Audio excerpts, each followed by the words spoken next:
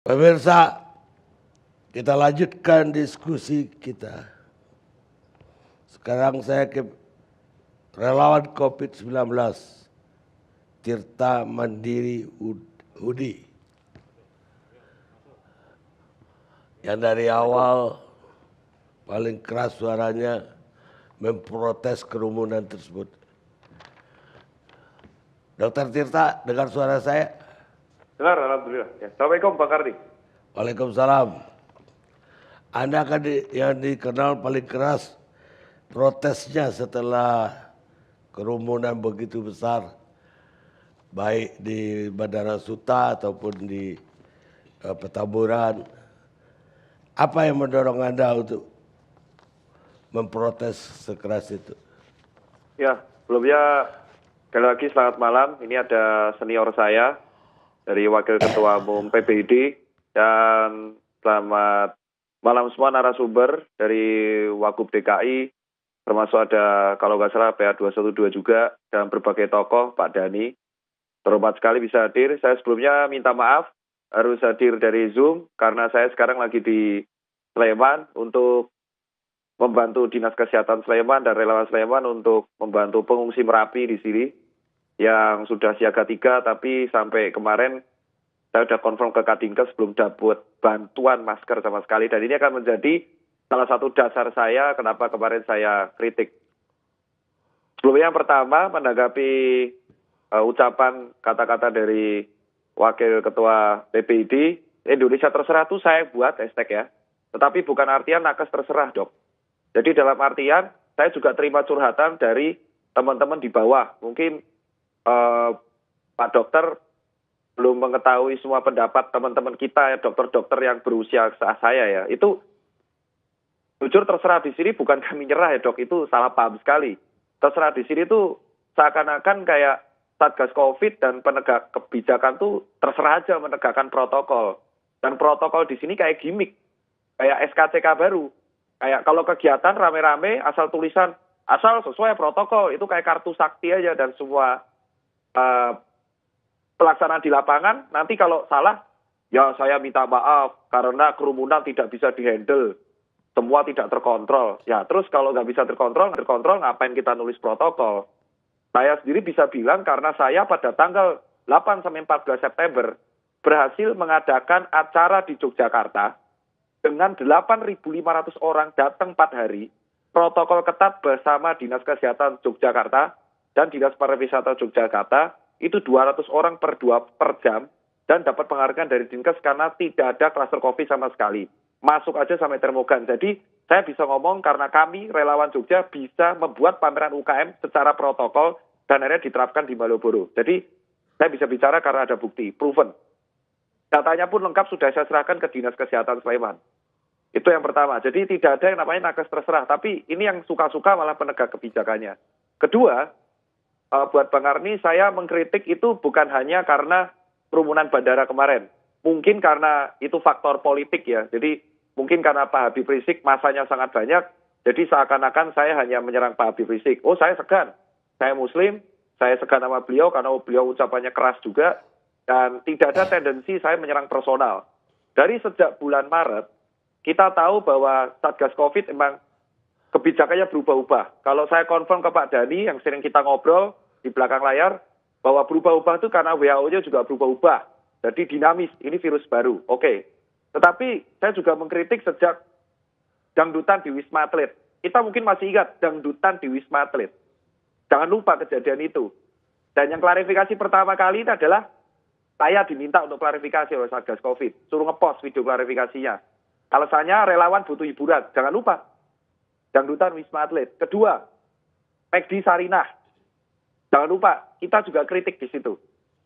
Dan akhirnya didenda juga McD Sarinah. Saya lupa dendanya berapa ya, 10-20 juta. Ketiga, kejadian keramaian di waterboom di Medan.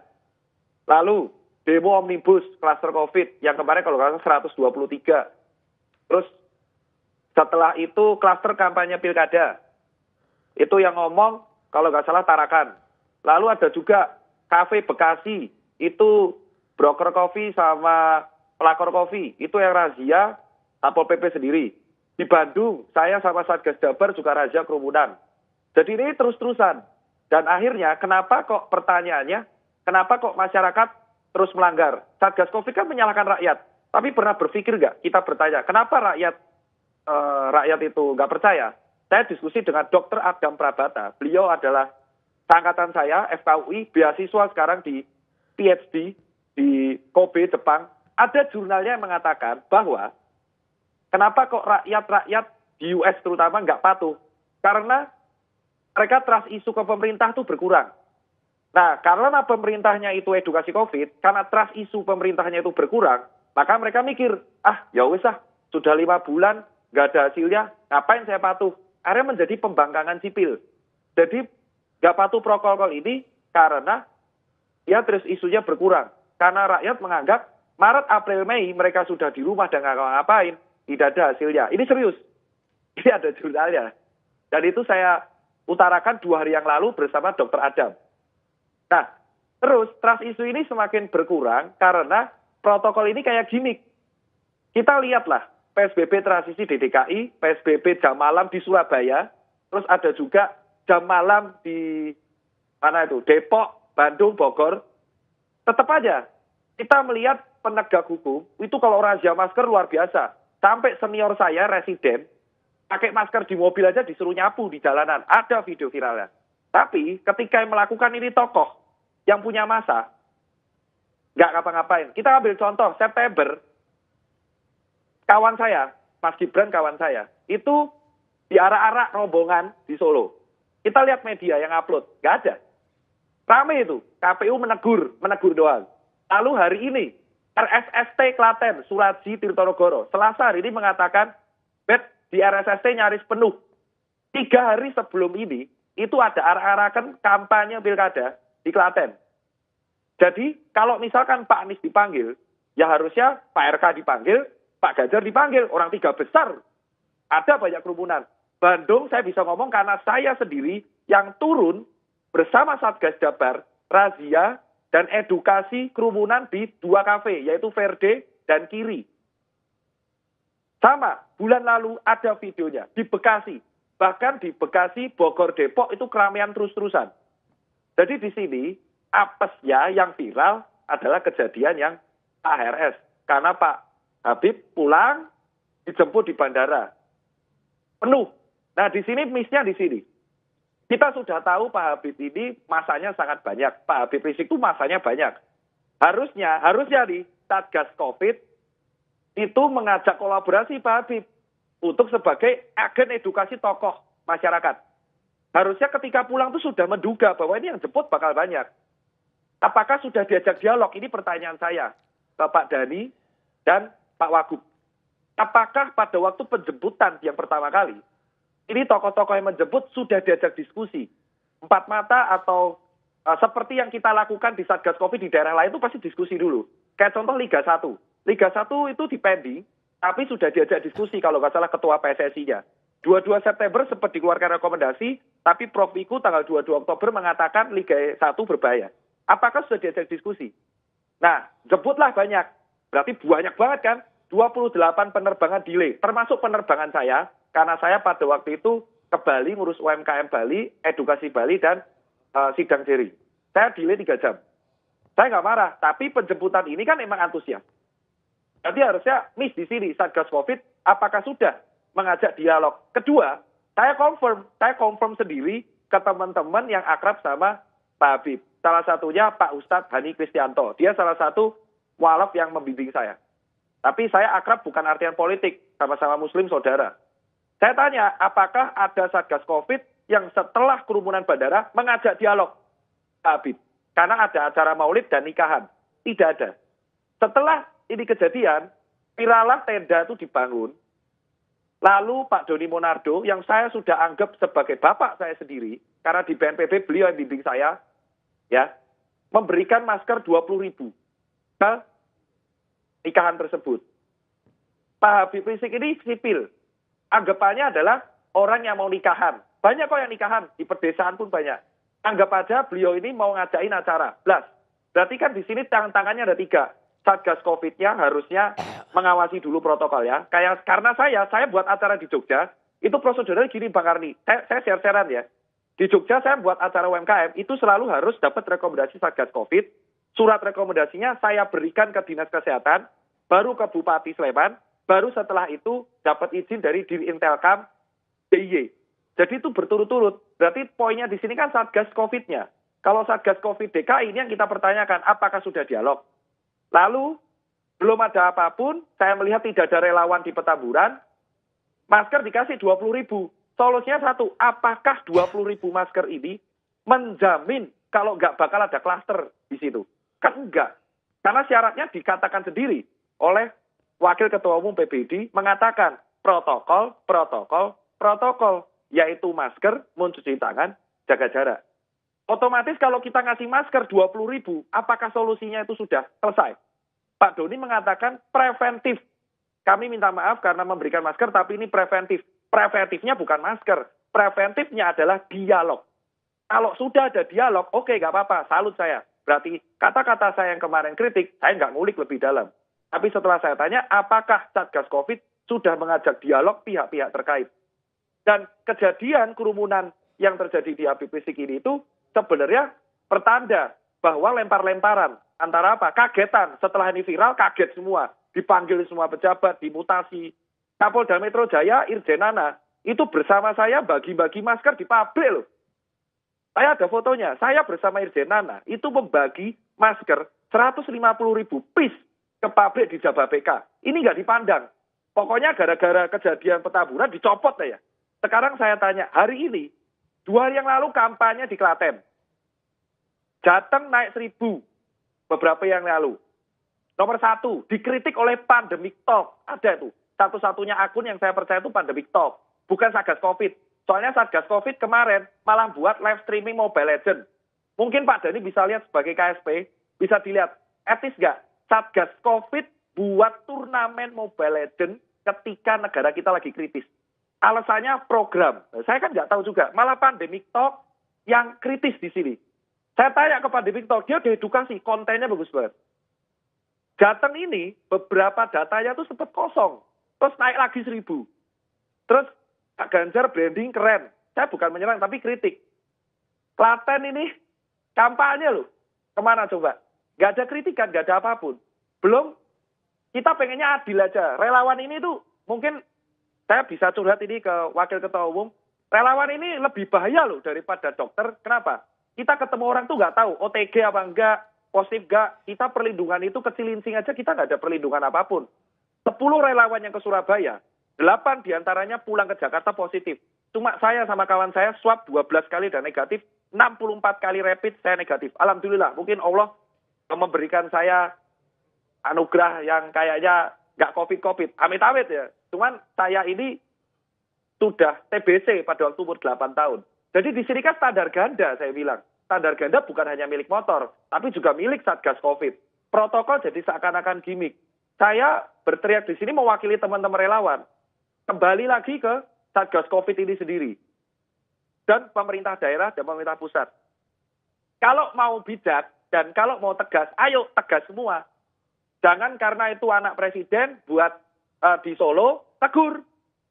Pak Habib Rizik, tegur. Surabaya, tegur. Di Bali, tegur. Ayo, nggak apa-apa. Karena ini netral, ini kan urusan kemanusiaan. Kita singkirkan dulu politiknya. Kita singkirkan dulu pilkadanya. Kita singkirkan dulu politiknya. Sampai di Twitter, saya ngeritik Pak Habib Rizik. Saya ngeritik kegiatan Petamburan, dianggapnya saya tebong. Saya ngeritik Pak Ganjar, dianggapnya kadrun.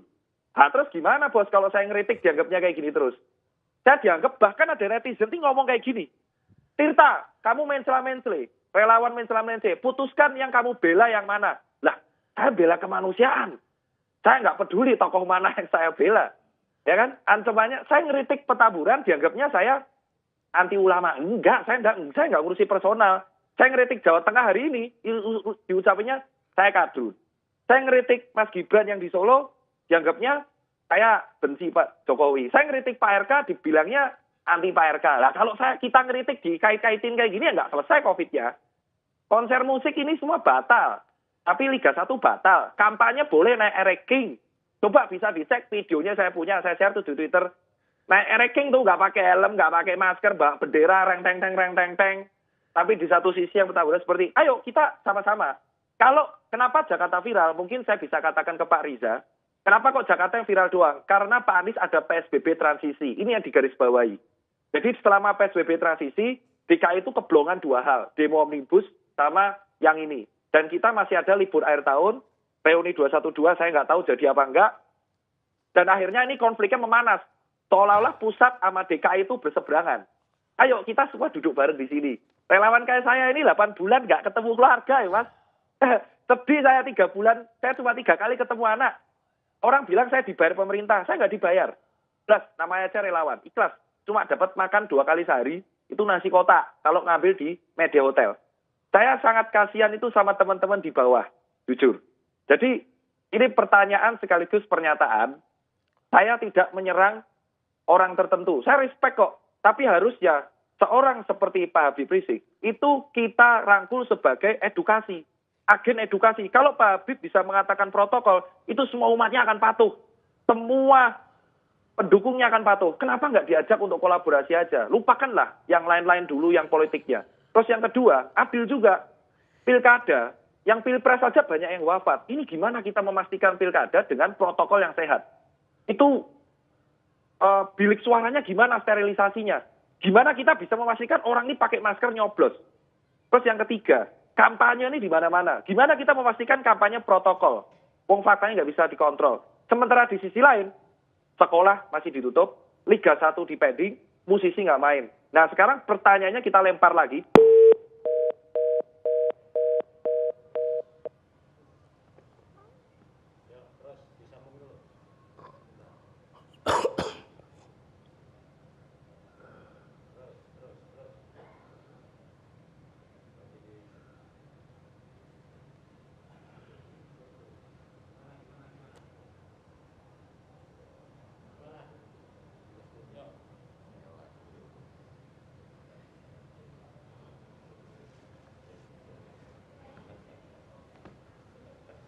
Yo, maaf. Ya nih, maaf kayaknya nanti sejam nih. Moga-moga pulsanya TV One butuh. Maaf ya TV One telepon sejam. Maaf Bang Kardi. Jadi tantangan terakhir nih. Kita duduk bareng di sini. Kita first wave belum kelar. Vaksin belum ketemu. Ayo, Satgas COVID. Yang pertama adalah untuk yang terhormat Satgas COVID. Mau dicontoh Malaysia, mau dicontoh Jepang. Koordinasinya yang benar. Akun Instagramnya itu lawakan itu jujur. Harusnya Satgas COVID itu nyontoh dari Pandemic Talk. Saya sempat mengusulkan ke Pak Dodi Monardo ada bukti chatnya. Bu Pandemic Talk diajak. Coba dicek Instagramnya teman-teman narasumber @Pandemic Talk. Itu bagus banget.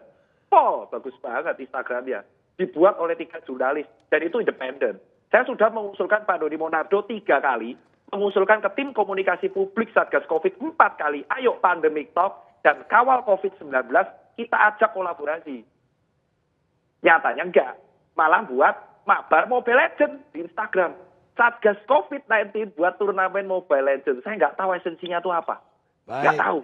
Baik, Tirta. Itu terus yang terakhir, ya ini mau gimana? Mau tegas total, tapi tebang pilih, atau mau dibuka sekalian?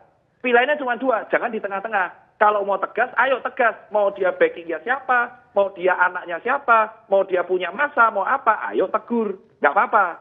Saya pun kalau salah ditegur siap. Kejadian dulu saya edukasi nggak pakai jaga jarak di sebuah warung makan di Senop. Itu saya ditegur habis-habisan, saya ngaku salah sampai buat klarifikasi. Nggak apa-apa, manusia tempat salah. Tapi kalau mau dibuka blong-blongan, ayo buka semuanya. Buka aja semuanya. Jadi biar nakes dan relawan yang beban habis-habisan. Ikhlas kan? Nah, tapi kalau mau tapi ya resikonya nakes akan korban tapi banyak kalau kayak gini. Rumah sakit akan penuh. Jangan di tengah-tengah. Kalau di tengah-tengah nih rumit. Kayak contoh hari ini Pak Anies dipanggil. Ini fans Jakarta akan marah. Kenapa? Karena Pak Ganjar nggak dipanggil. Pak RK nggak dipanggil. Padahal faktanya 3 besar tuh Jakarta, Jateng, dan di Jawa Barat. Saya yakin Pak Wagub pun pasti akan membilang kata yang sama. Karena Pak Ganjar nggak dipanggil. Sama. Jadi ini keadilan aja. Dan Kapolda Jateng pun tidak dimutasi. Itu aja 2 pertanyaan dan pernyataan. Saya minta maaf kalau misalkan kata-kata kemarin ngegas, tapi emang itu fakta di lapangan. Harapannya kita semua yang di narasumber ini lupakan sejenak. Musuh kita cuma COVID. musuh kita pandemi, mari kita ajak kolaborasi tokoh-tokoh masyarakat yang memiliki massa dan umat yang banyak untuk kita melupakan sejenak kita sila kedua dulu dan sila pertama dan sila kelima, sila ketiga, sila keempat. Ayo kita duduk bareng. Baik. Gak usah kita hukum-hukuman lah. Itu aja kalau dari saya. Lebih kurang saya minta maaf karena ini saya harus balik lagi ke Jakarta KM 30 naik motor sendiri. Nanti saya kalau kecapean masuk got Bang Kardi. Capean itu aja dari saya. Mudah-mudahan Lebih kurang selamat. saya minta maaf. Siap. Assalamualaikum warahmatullahi wabarakatuh. Terima kasih semua.